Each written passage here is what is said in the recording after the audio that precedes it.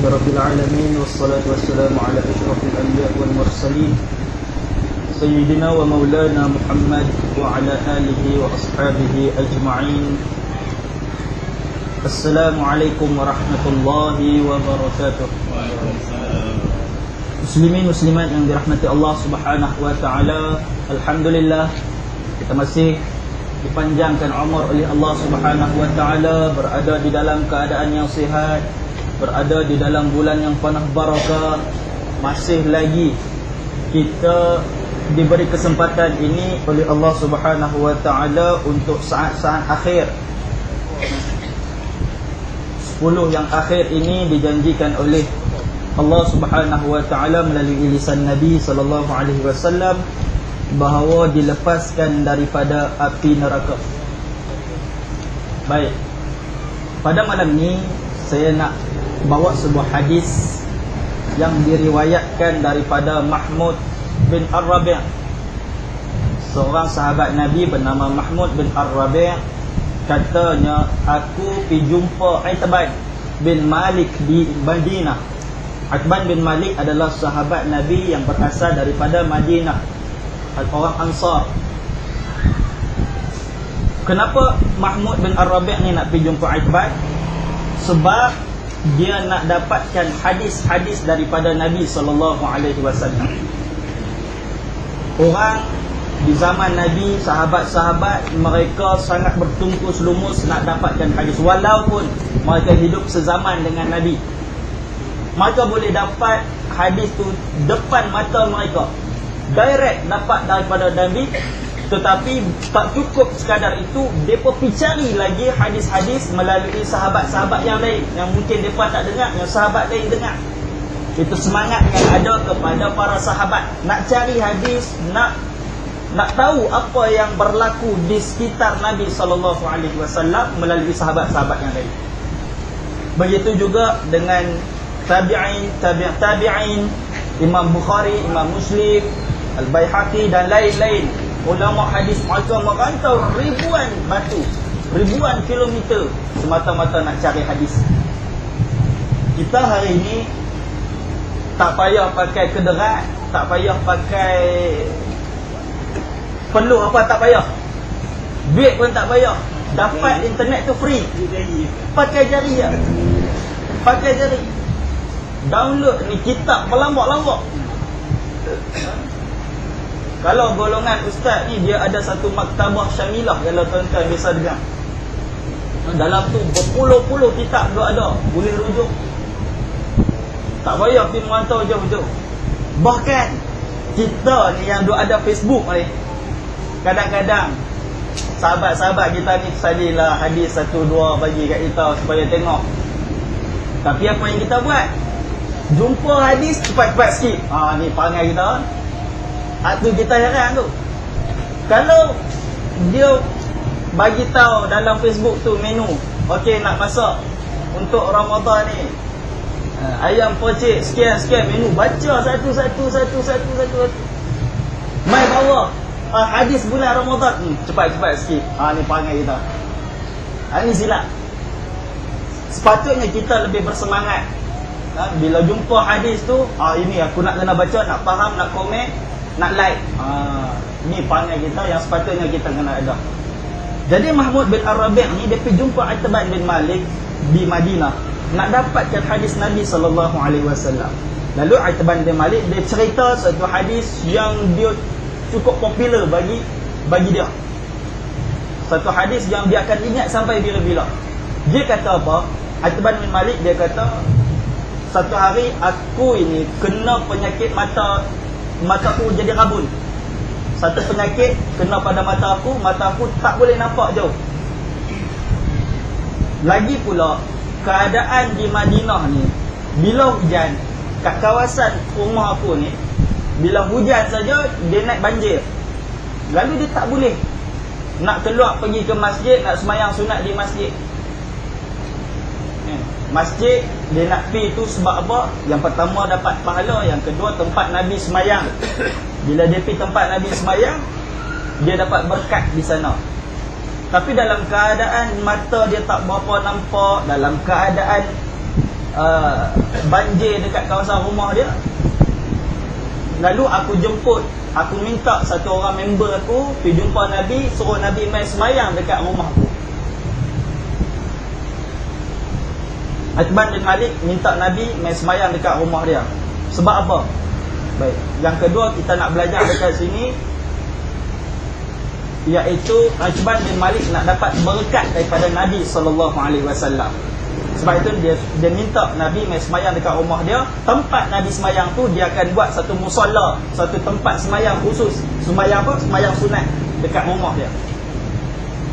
Kita ahli sunnah wal jamaah, akidah dalam aliran ahli sunnah wal jamaah, soal kita kata ambil berkat tu. Dalam akidah tu disebut tabarruk, ambil berkat. Ambil berkat kalau pada tubuh badan satu orang, dia hanya pada ulama sepakat kata pada tubuh badan Nabi SAW. Hanya pada tubuh badan Nabi SAW itu yang disepakati ulama. Adapun kita duk dalam masyarakat kita tu wali ni apa pendekar ni apa semua tu, itu tak ada, tidak disepakati ulama. Jadi yang ulama sepakat hanya tubuh badan Nabi SAW. Jadi bila kita ni nak kata berkat Nabi ni, pergilah nak berubat, kononnya ada penyakit apa semua, berubat hospital tak boleh, pergi jumpa rumah, kan? Pergi jumpa rumah kawan tu pun mula-mula derat bunyi auzubillahi minasyaitonirrajim, bismillahirrahmanirrahim. Lepas tu tak bunyi dah,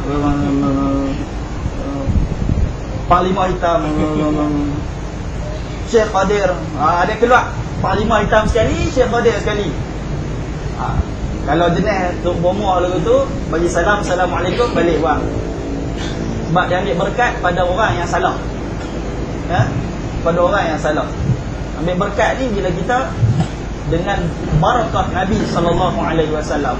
Apa saja yang berkaitan dengan Nabi, pakaian Nabi, pedang Nabi, rumah Nabi, tempat semayang Nabi SAW, apa saja yang berkaitan dengan Nabi itu ada berkat. Sebab itu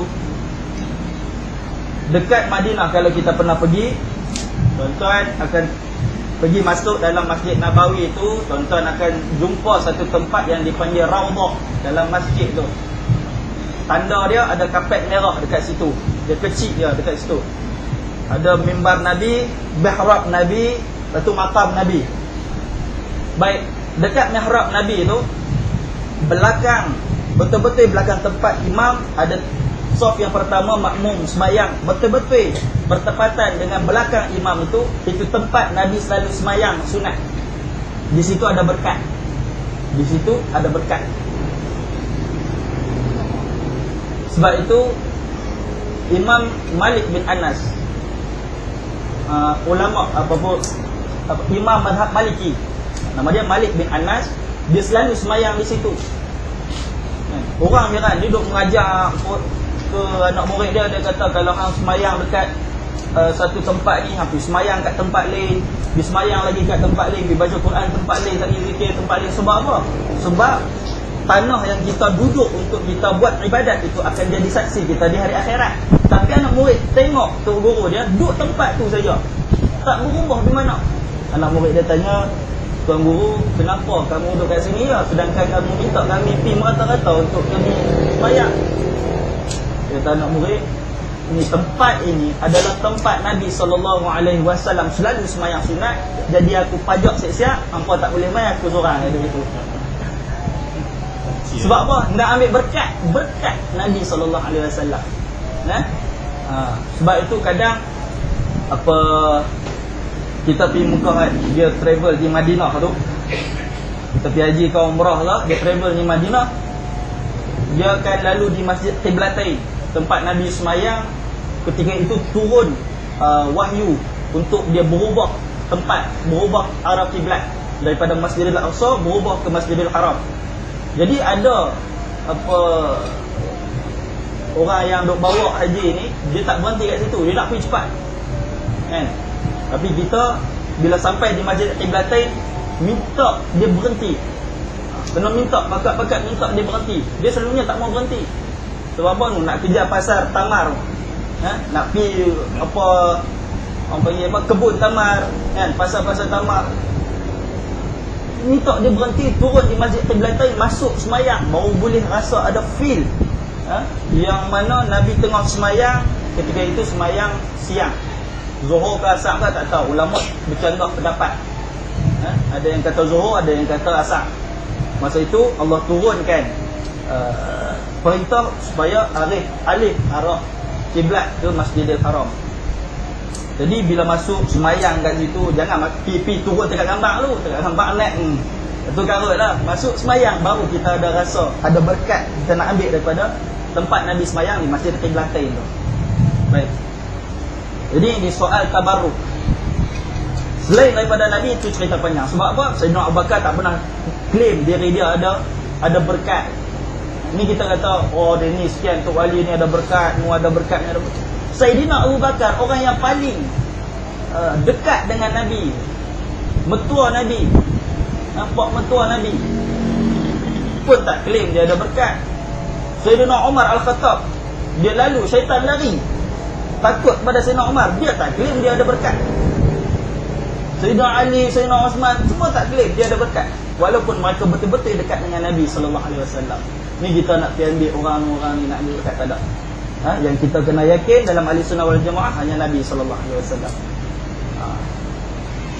Baik, panjang lagi ni, boleh sampai ke 12 kan? Baik, itu soal tabaruk kan? Baik, jadi dia hantar Itban bin Malik, dia hantar satu orang member minta jumpa Nabi, cerita masalah dia. Kemudian esoknya Nabi dan beberapa orang sahabat mai di rumah Itban bin Malik. Mai Nabi minta izin masuk. Itban bin Malik kata silakan masuk. Nabi tanya kepada Itban, Itban kat mana anak aku semayang? Jadi Itban tunjuk ke satu penjuru rumah dia. Nabi pi, Nabi angkat takbir.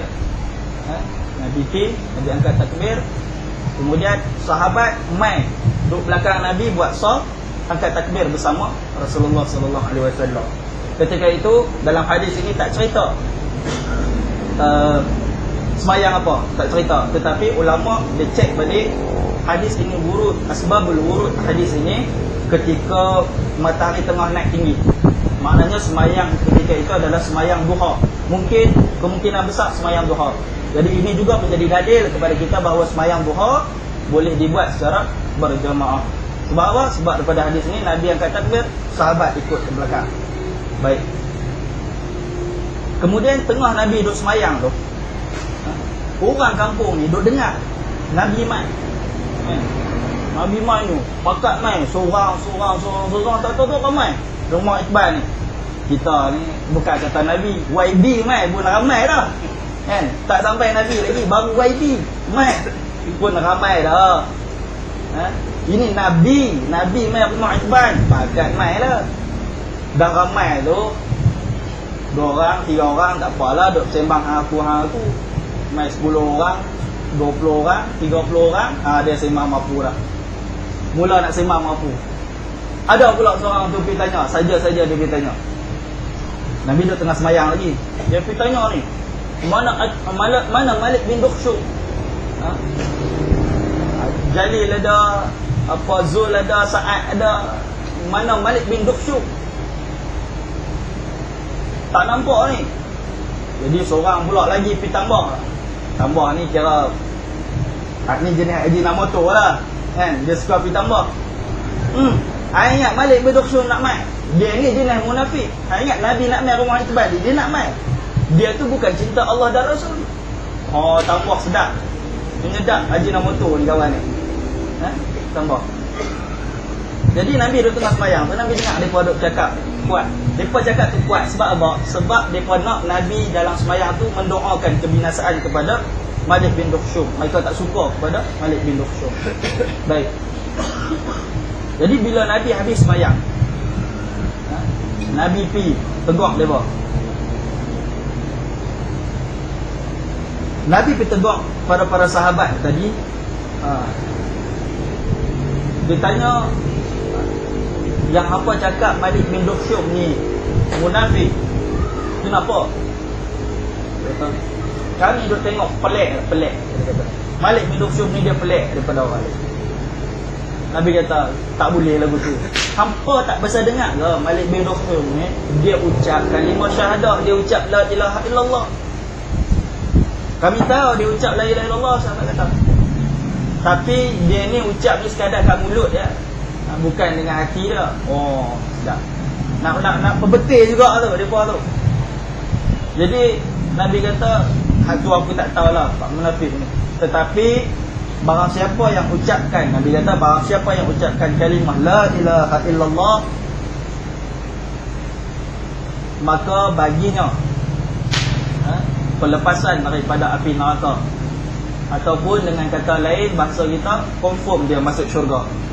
Siapa yang ucap la ilaha illallah, maka dia confirm masuk syurga Allah Subhanahu wa ta'ala. Muslimin muslimat yang dirahmati Allah Subhanahu wa ta'ala,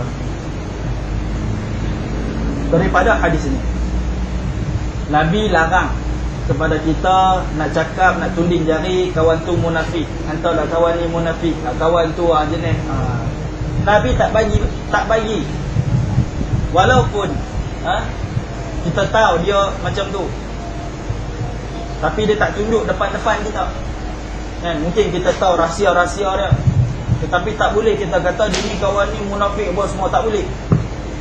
Dia menyebabkan perpecahan umat Islam yang cukup ketara. Zaman tu tak apalah, Nabi tu ada, sahabat silap, Nabi kat siap-siap dah. Kita ni siapa nak kat, tapi tambah jenama tu lagi ada lah kan, siapa tak pikat tu. Jadi bila kita ada hadis Nabi SAW ni, kita guide kita, pandu kita, supaya jangan sedap mulut kita duk kata dekat orang lain. Kita ni sendiri yang orang kata berdanuk dengan dosa ni. Boleh ke berdanuk ni? Kotak dengan dosa. Kita nak pergi kata dekat orang lain. Jadi yang kedua, selepas itu Nabi kata siapa yang ucap la ilaha illallah, maka dia confirm syurga. Habis itu confirm syurga, tak masuk neraka ke? Tak, bukan macam tu. Ulama dia bahas balik, dia kata orang yang ucapkan la ilaha illallah tapi tetap buat dosa, maka dosa itu menyebabkan dia masuk ke dalam neraka Allah. Yang dimasukkan dia confirm masuk syurga itu, makna kata dia tidak kekal di dalam neraka walaupun dia masuk dalam neraka. Cuma dia tak kekal je. Siapa yang ucap la ilaha illallah, dia tak kekal dalam neraka tu. Dah masuk neraka kena seksa apa semua kepala, tunggit terbalik apa semua dah hancur lebur jadi balik. Maka akhirnya dia masuk ke dalam syurga Allah Subhanahu wa taala. Tapi jangan kita duk kata, tak apalah, lai-lai aku masuk syurga juga, boleh buat. Dosa apa pun. Jangan kata macam tu. Kalau nak kata macam tu, boleh, satu syarat. Contoh pergi bagi panas exhaust, ambil exhaust tu pergi lekat tengah belakang 2 minit cukup. Kalau boleh tahan 2 minit, tak apa kita tu. Tapi kalau tak boleh tahan dengan exhaust dunia pun, jangan pandai-pandai lah kita kata boleh masuk dalam syurga lain-lain. Sedap kan. Nak bayang lagu tu lah. Muslimin muslimat yang dirahmati Allah Subhanahu wa taala. Jadi sekadar itu sajalah pengisian atas kirah saya. Mudah-mudahan hadis ini mendapat banyak iktibar kepada kita, dan mudah-mudahan menjadi panduan kepada kita untuk melayari kehidupan kita seterusnya dalam panduan yang ditunjukkan oleh Nabi sallallahu alaihi wasallam. Wallahu a'lam. Assalamualaikum warahmatullahi wabarakatuh.